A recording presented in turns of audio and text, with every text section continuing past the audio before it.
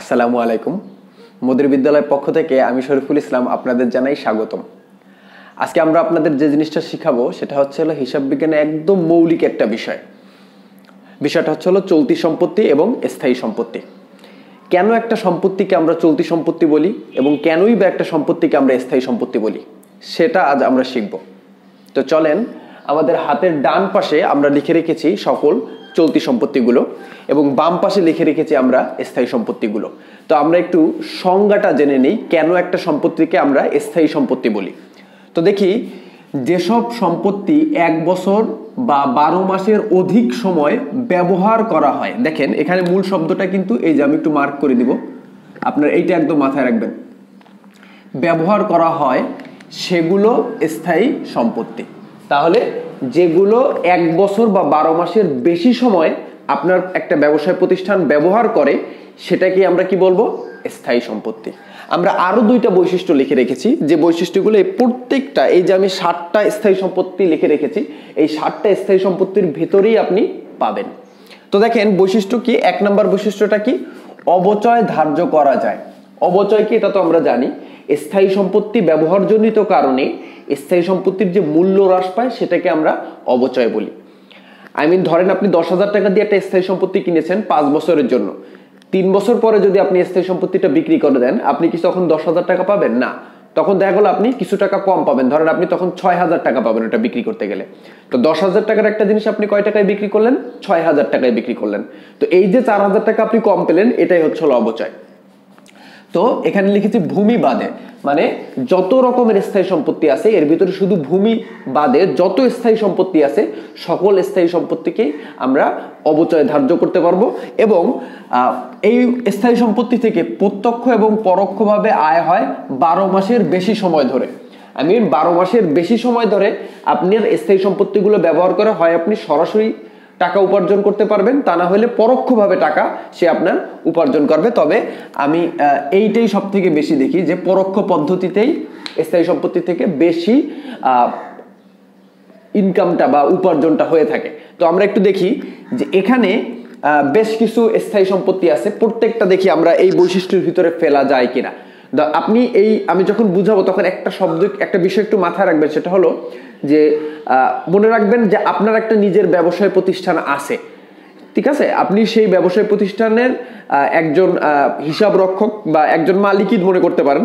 তো আপনি এবার দেখবেন যে আপনার ব্যবসায় প্রতিষ্ঠানে কি কি হচ্ছে, কি কি লেনদেন হচ্ছে বা কি কি হিসাব হচ্ছে সেটা একটু খেয়াল রাখবেন। দেখেন প্রথমে রেখেছি আসবাবপত্র। আসবাবপত্র কোনগুলো? চেয়ার, টেবিল, মানে কাঠের তৈরি যে জিনিসগুলো যেগুলো আমরা অফিসে বিক্রি করি, ব্যবহার করি ফার্নিচার হিসাবে, সেগুলোকে আমরা কি বলবো? আসবাবপত্র। তো এই যে আসবাবপত্র কি, এটা কিন্তু আমরা বিক্রির উদ্দেশ্যে ক্রয় করি না, এটা কিন্তু আমাদের অফিস বা আমাদের কারবারে ব্যবহারের উদ্দেশ্যে কি ক্রয় করি। যেমন দেখেন এখানে লিখেছি ব্যবহার। এবং আসবাবপত্রের উপরে কিন্তু অবচয় ধার্য করা যায়, কারণ নতুন একটা আসবাবপত্র যে দামে আপনি কেনেন, পরবর্তীতে 2-1 বছর পর এটা বিক্রি করতে গেলে কিন্তু সেই সেম দাম আপনি পাবেন না, কম দাম পাবেন। সুতরাং এটার উপরে কি অবচয়ও ধার্য করা যায়। এবং এই আসবাবপত্র ব্যবহার করে আপনার কিন্তু পরোক্ষ আয় হয়। কিভাবে? আসবাবপত্র আপনার অফিসে আছে, আপনার কারবারে আছে, আপনি কিন্তু সরাসরি টাকা পাচ্ছেন না আসবাবপত্র থেকে, কিন্তু ওগুলো ব্যবহার করে আপনার অফিসটা চলতেছে এবং ওই অফিসটা চলার কারণে আপনার মুনাফা অর্জন হচ্ছে। তো পরোক্ষভাবে আপনি উপার্জন এখান থেকে করতে পারতেছেন। তো এই 3টা বৈশিষ্ট্যই কিন্তু আসবাবপত্রের ভিতরে যায়। তো চোখ বুঝে আমরা বলে দেব কি এটা একটা স্থায়ী সম্পত্তি। এরপরে অফিস সরঞ্জাম, যেমন কম্পিউটার, ইলেকট্রনিক যেগুলো, এসি, রেফ্রিজারেটর, এগুলো সবই কি অফিস সরঞ্জামের ভিতরে পড়ে। এগুলো হচ্ছে, এটাও কি অফিস সরঞ্জাম। কি কম্পিউটার কি আমরা অফিসে ব্যবহার করার উদ্দেশ্যে কিন্তু ক্রয় করি। সুতরাং ব্যবহারের উদ্দেশ্য যাই আমরা কিনবো সেটাই কি আমাদের স্থায়ী সম্পত্তি। এবং এইগুলো কিন্তু আমাদের দীর্ঘদিন, মানে 1 বছরের বেশি সময় ধরে আমাদের কি দেয়? সুবিধা দেয়। তো এরপরে আমরা পড়ে যাচ্ছি যন্ত্রপাতি, মেশিন, ভূমি ও দালান কোঠা। এটা নিয়ে একটা বিষয় আছে যেটা আমি একটু পরেই বলবো। পেটেন্ট, ট্রেডমার্ক, গ্রন্থসত্ত্ব, নিষ্কর সম্পত্তি, মোটরযান, ভেহিকেলস মানে তো বুঝেন, মানে যানবাহন টাইপের আর কি যেগুলো, সেগুলো। তো এই যে প্রত্যেকটাই হচ্ছে আমাদের স্থায়ী সম্পত্তি। সব থেকে ভালো হয় যদি স্থায়ী সম্পত্তিগুলো আপনি খাতায় তুলে রাখেন, তাহলে স্থায়ী সম্পত্তি চিনে বের করতে আপনার আর কোনো সমস্যা হবে না। আর এবং আপনার বইয়ে এসএসসি, ইন্টার বইয়ে যত স্থায়ী সম্পত্তি আছে আশা করি আপনি এই 60টা স্থায়ী সম্পত্তির ভিতরেই সব ফেলতে পারবেন। তো যেটা একটু বলতেছিলাম, দেখেন আমি কিন্তু এখানে একটা কথা লিখেছি, ভূমি বাদে সকল স্থায়ী সম্পত্তির উপর কি ধরা যায়, অবচয় ধার্য করা যায়। খুবই গুরুত্বপূর্ণ একটি তথ্য। কিন্তু এখানে আমি কিন্তু লিখেছি ভূমি ও দালান কোঠা। ভূমি এবং দালান কোঠার উপরেও কিন্তু অবচয় ধরা যায়। এখানে ভূমি ও দালান কোঠা বলতে আপনার একটা দালান আছে, একটা বিল্ডিং আছে, সেই বিল্ডিংটা কি মিন করে। শুধু ভূমি যদি কোথাও লেখা থাকে, ভূমির উপর কখনো অবচয় ধার্য করা যায় না, কেননা ভূমির কোনো নির্দিষ্ট আয়ুষ্কাল নেই। আয়ুষ্কাল বলতে একটা ভূমি আপনি কতদিন ব্যবহার করবেন, সবকিছুই কিন্তু একটা সময় ব্যবহার করতে করতে যে অকেজো হয়ে যায়। যেমন আসবাবপত্র যদি বলি, অফিস সরঞ্জাম বলি, যন্ত্রপাতি বলি, এগুলো কিন্তু ব্যবহার করতে করতে একটা সময় আপনার কি হয়ে যায়, ব্যবহার অনুপযোগী হয়ে যায়, মানে আপনি এগুলো আর ব্যবহার করতে পারেন না। কিন্তু একটা ভূমি, এটা কি কখনো অকেজো হয়? এক ভূমি কিন্তু সবসময় থাকে। দেখেন এই পৃথিবী সৃষ্টির শুরু থেকেই যে জমি ছিল, হয়তোবা মালিক রদবদল হয়, কিন্তু সেই জমি কিন্তু সেই অবস্থায় আছে এটা, এবং কিয়ামতের আগ পর্যন্ত এটা থাকবে। সো এটা নির্দিষ্ট কোনো আয়ুষ্কাল নেই। সো এটার উপর আমরা অবচয় ধৈর্য করতে পারবো না, শুধু ভূমি যদি বলা থাকে। কিন্তু যদি ভূমি ও দালান কোঠা লেখা থাকে বা শুধু দালান কোঠা লেখা থাকে, তাহলে তার উপরই কি অবশ্যই অবচয় ধার্য করা যাবে। তো এটা হলো স্থায়ী সম্পত্তি। আশা রাখি আপনারা বুঝতে পেরেছেন। যদি আপনাদের এরপরও মনে রাখতে অসুবিধা হয়, জাস্ট দুটো শব্দ মাথায় রাখবেন। একটা হলো ব্যবহারের উদ্দেশ্যে স্থায়ী সম্পত্তি একটা প্রতিষ্ঠান ক্রয় করে, মানে এখানে বিক্রির উদ্দেশ্য থাকে না। আর একটা জিনিস হলো এটা আপনার অবচয় ধার্য করা যায় এটার উপরে, ভূমি বাদে। তো এটা হলো আমাদের স্থায়ী সম্পত্তি। এবার চলেন আমরা চলতি সম্পত্তির দিকে যাই। চলতি সম্পত্তি কি? 1 বছর বা 12 মাসের ভেতরে যে সম্পত্তিটা নগদে রূপান্তর করা যায়, সেই সম্পত্তিটাকে আমরা কি বলি? চলতি সম্পত্তি। আমরা এখানে লিখে রেখেছি। তো আমরা প্রথম দিকে থেকে আমরা 10টা এক্সাম্পল লিখে রেখেছি, এবং আশা করি আপনার বইয়ের ভিতরে এই 10টা এক্সাম্পলই আছে, আপনি এর বাইরে আর তেমন কিছু খুঁজে পাবেন না। তো আমরা প্রথমে দেখি যে কি কি চলতি সম্পত্তি আছে। দেনাদার বা প্রাপ্য হিসাব, একই কথা, একই শব্দ, দুইটার মানে একই, যে আপনি একজনের কাছে টাকা পান। ব্যাংক জমা, নগদ তহবিল, অব্যবহৃত মনিহারি, সমাপনী মজুদ পণ্য, প্রাপ্য বিল অথবা নোট, মানে প্রাপ্য বিল বা প্রাপ্য নোট, খরচের অগ্রিম, যেমন বেতন ভাড়া, বেতন অগ্রিম দিছেন, ভাড়া অগ্রিম দিছেন, এটা অবশ্যই চলতি সম্পত্তি। প্রাপ্য আয়, প্রাপ্য শব্দের অর্থ কি? এখন যেটা এখনো পাননি, ভবিষ্যতে পাবেন, সেটাকে আমরা কি বলি? প্রাপ্য।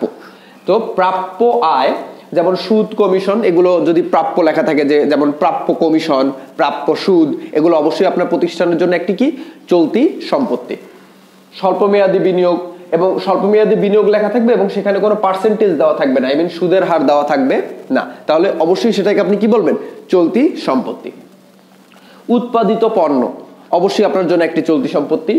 বিক্রয় প্রতিনিধির নিকট জমা অবশ্যই একটি চলতি সম্পত্তি। এবার একটু দেখি যে এই যে আমরা বলেছি 1 বছর বা 12 মাস, একটি শব্দ শুধুমাত্র 1 বছর বা 12 মাসের মধ্যে যা নগদে রূপান্তর করা যায়, সেটা কিভাবে? ধরেন আপনি দেনাদার বা প্রাপ্য হিসাব, একজন লোকের কাছে আপনি টাকা পান। এখন স্বাভাবিকভাবে একজন এজ এ ব্যবসায়ী হিসেবে আপনি সবসময় কি চাইবেন? যে যত দ্রুত 1 বছরের ভিতরেই কিন্তু সে আপনাকে টাকাটা কি পরিশোধ করে দিবে। তো একজন দেনাদার কিন্তু ইউজুয়ালি 2-3 মাস 4 মাসের ভিতরেই টাকাটা পরিশোধ করে দেয়। তো সে যখনই আপনাকে টাকা পরিশোধ করে দিল, সে আগে ছিল দেনাদার, যখনই টাকা দিয়ে দিচ্ছে তখনই সে কি নগদ টাকায় রূপান্তর হয়ে যাচ্ছে না? এবং এটা কত সময়ের ভিতরে? একটা হিসাবকাল বা একটা বছর বা 12 মাসের ভেতরে। 12 মাস বলতে সেটা 2 মাস, 3 মাস, 4 মাস, 1 দিন 2 দিনও হতে পারে। তো 1 বছরের ভিতর হলেই, মানে 365 দিনের ভিতর হলেই যদি নগদ টাকায় রূপান্তর করা যায়, তো সেটাকেই আমরা কি বলবো? চলতি সম্পত্তি। ব্যাংক জমা, নগদ তহবিল, এগুলো অবশ্যই আপনার প্রতিষ্ঠানের জন্য একটি চলতি সম্পত্তি। কেমন? ব্যাংকে টাকা জমার আছে, এমন একটা হিসাবে টাকা জমা আছে যে হিসাব থেকে আপনি 1 বছরের ভিতরেই টাকা কি করতে পারবেন? উত্তোলন করতে পারবেন বা উইথড্র করতে পারবেন বা ড্রয়িং করতে পারবেন। তো যখনই আপনি টাকাটা উঠাই ফেললেন, আগে ব্যাংকে টাকা ছিল, এখন যখনই টাকাটা উঠাই ফেলতেছেন তখন কি হচ্ছে? এটা আপনার জন্য একটা নগদ টাকায় রূপান্তর হয়ে যাচ্ছে, আপনার কাছে নগদ টাকা আসতেছে। যেহেতু এটা আপনার নগদ টাকা আপনি 1 বছরের ভিতরেই কনভার্ট করতে পারতেছেন, 1 বছরের ভিতরেই রূপান্তর করতে পারতেছেন, ব্যাংক থেকে নগদে নিয়ে আসতে পারতেছেন, তো এটা আপনার জন্য একটা চলতি সম্পত্তি।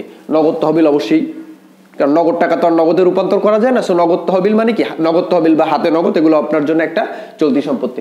এরকম প্রতিটাই হলো আপনার জন্য একটি চলতি সম্পত্তি। আশা রাখি প্রিয় শিক্ষার্থীরা আপনারা সবাই খুব ভালো মতনই বুঝতে পেরেছেন চলতি সম্পত্তি এবং স্থায়ী সম্পত্তির ভিতরে মৌলিক যে পার্থক্য। তারপর যদি কোনোটা বুঝতে অসুবিধা হয় অবশ্যই আমাকে ভিডিওর নিচে লিখবেন। এবং অনেকেই আমার পার্সোনাল ফেসবুক আইডি বা আমার ব্যক্তিগত বিষয়ে জানতে চেয়েছেন। আমাদের একটা ফেসবুক গ্রুপ আছে, আপনি সেখানে, আমি সবসময় অ্যাক্টিভ থাকি। পড়াশোনা সংক্রান্ত যে কোনো সমস্যা হলে আপনারা সেখানে লিখবেন, আমি অলওয়েজ সেখানে আছি।